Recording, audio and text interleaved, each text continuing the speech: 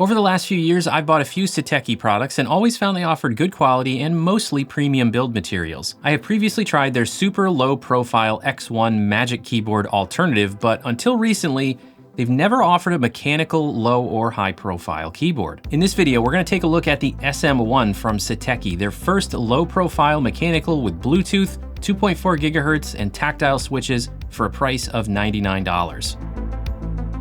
Before we dive in, I want to mention that Satechi did not send me the SM1, I purchased it myself. This video is not sponsored, however, I do have an Amazon affiliate link in the description for you if you're interested in picking up the SM1 and you'd like to support this channel. So as I mentioned, I have used a few other Satechi products in the past, including the USB-C hub that they've put out previously for Macs and also their X1 super low profile Mac keyboard. And actually also their Thunderbolt 4 cables, which are pretty nice by the way. But this is a first for Satechi, a low-profile mechanical keyboard that's compatible with both Mac and Windows. And it's pretty not bad. I'm already giving away how I feel about it, so let's cover the features and specs first before we talk about pros and cons and whether I recommend it. The Satechi SM1 is a low-profile 75% keyboard in an ANSI layout. There are two color options, light and dark. The construction is aluminum for the top frame and ABS plastic for the bottom of the case. The dimensions are 310 by 119 by 21 millimeters, and the weight is 471 grams, or just over 1 pound. There are two position fold-out feet for a total of 3 different typing angles. Connectivity includes Bluetooth for 2 devices, 2.4 GHz, and USB-C wired. There is a storage spot on the bottom of the SM1 for the 2.4 GHz receiver, and Satechi has not posted the polling rate for the 2.4 GHz connection on their website. The SM1 is compatible with both Mac and Windows, and there is a key command to switch between the layouts. The switches are proprietary low-profile tactile switches, and they are soldered so they cannot be hot swapped. The backlighting is white only, and the brightness can be controlled by 2 function row keys, and the different modes can be controlled by the dedicated lighting key.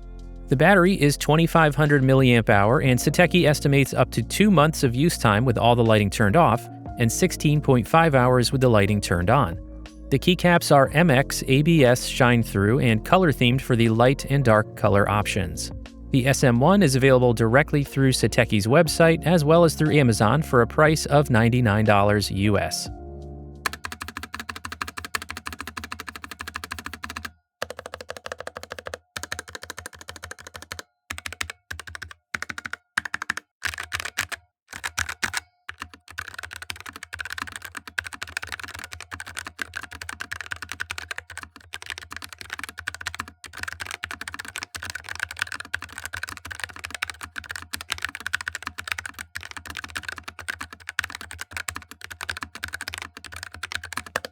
All right, let's get into the pros and cons for the SM1, starting with the pros. First up, for the battery life, we have both a pro and a con. The pro is that the battery life is actually pretty great without the lights on. Satechi estimates up to 2 months of use between charges. That should be in the range of 200-ish hours of use, which is on par with competitors like the Newfie Air 75 V2. We'll come back to the con for the battery life in just a moment, but with the lights off, that's pretty great battery life in between charges. Another pro here is the wireless connectivity, specifically having 2.4 GHz in addition to Bluetooth for the price, and it seems to work pretty well. I didn't have any significant issues with, missed key presses or latency or anything over 2.4 GHz in my testing with both Windows and Mac laptops. Also, there is built-in storage for the 2.4 GHz receiver, which is nice for a low-profile keyboard to have. The only downside here with the wireless is that you only have 2 Bluetooth connections instead of 3, which some competitors offer. For example, the Air 75 V2 and the Keychron K3 lineup,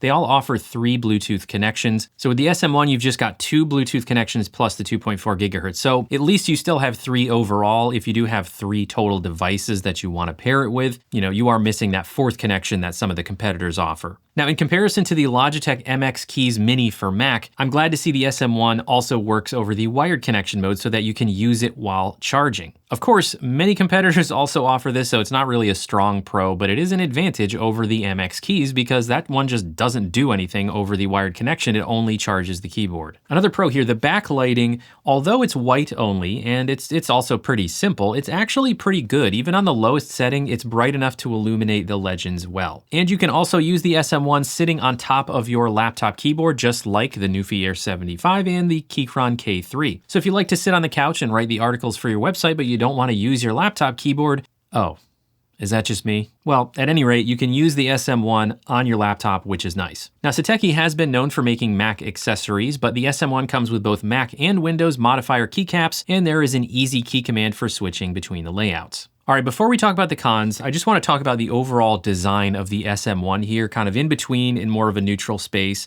because it's very subjective. The design aesthetics to me are fine. While the lighter gray and white colorway does look good with a Mac, it has kind of an unoriginal look to me. So I put it kind of in between a pro and a con. It's not like, wow, it looks so good, at least to me, but it's also not like offensive or anything like that. So I kind of consider it in between because it's very subjective. Now let's talk about the cons for the SM1. For me, the big con here kind of reminds me of my experience with the Logitech MX Mechanical Mini for Mac. These tactile switches are very pingy. There is a ton of metallic ping sound here. They could also be lubed better. They're a little bit scratchy. They're not quite as scratchy as the brown switches in the MX Mechanical, but the case just has this hollow metallic resonance that I find quite unpleasant. Now, sound is very subjective, but objectively, this is not the kind of sound that is generally appealing. Have a listen to the sound of the SM1 again, compared to the sound of the Gateron low-profile brown switches that are in the Keychron K3 Max, which are also tactile switches. I encourage you to use headphones because the differences can be kind of hard to hear on laptop or smartphone speakers.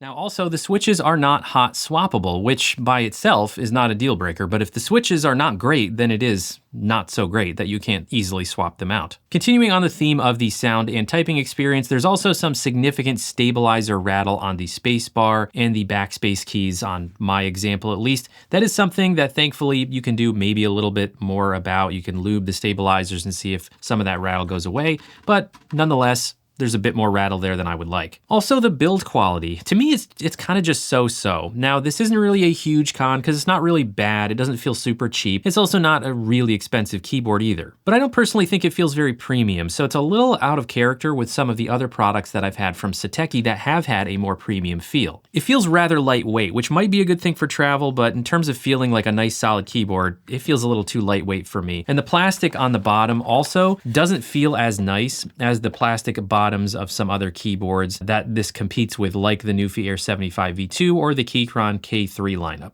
And now the keycaps. The ABS keycaps here, they are very smooth feeling, the kind of smooth feeling that leads me to believe they're probably going to have that ABS shine after a while. However, they are MX style keycaps, so you can replace them. You can swap them out for third-party keycaps that are MX compatible. Now let's return to the battery life. We talked about the great use time with the backlighting off, but the battery life goes down to only an expected 16 hours if you're using the backlight, so that's a pretty drastic reduction. Now, it's normal for you to lose quite a bit of battery life once you turn your lighting on, but for example, the Nufy Air 75 V2 offers 35 to 57 hours of battery life with the lighting turned on, and that just depends on the brightness level you have it set to, so quite a bit more than 16 hours. In my last con, there is no firmware customization, so there's no remapping or adding macros that are actually saved in the firmware of the keyboard. So if you want to do any customization, you're left with software solutions like Carabiner Elements. So you need to use software if you want to do any customizing, not something you can do directly to the keyboard. So considering all the pros and cons, would I recommend the SM1? So here's the thing.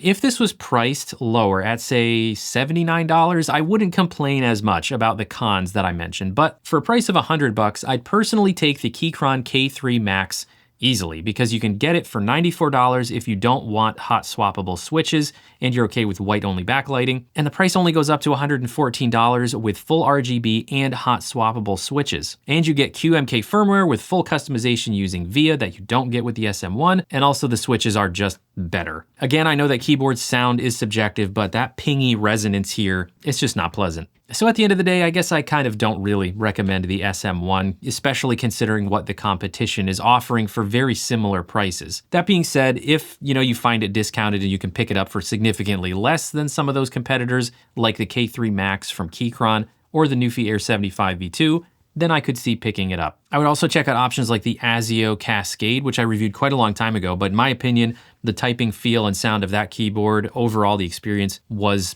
also better. So that'll do it for this video. Let me know what you think of the SM1 down in the comments. Let me know if you did pick up one for yourself and how you're liking it. Don't forget to subscribe to the Semi-Pro Tech and Gear channel. And hey, while you're here, why don't you check out one of these videos here? Maybe one of the reviews of those keyboards that I just mentioned. I'm sure you'll enjoy it. Thanks everybody. See you next time.